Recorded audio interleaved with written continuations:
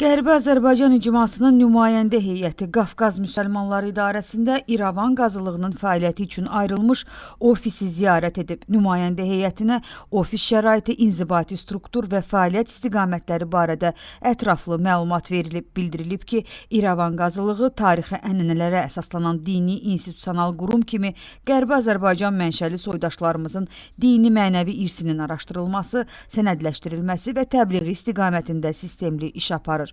Görüş zamanı icma rəhbərliyi qazılığın fəaliyyəti, arxiv sənədlərin toplanması, tarixi mənbələrin tədqiqi, eləcə də İrəvan mahalı ilə ümumilikdə Qərbi Azərbaycanda mövcud olmuş dini abidələrə dair materialların sistemləşdirilməsi prosesi ilə yaxından tanış olub. Qeyd olunub ki, deportasiyalar nəticəsində fəaliyyətini dayandırmış dini idarəçilik ənənələrinin elmi əsaslarla bərpası və ictimaiyyətə təqdim olunması prioritet istiqamətlərdəndir.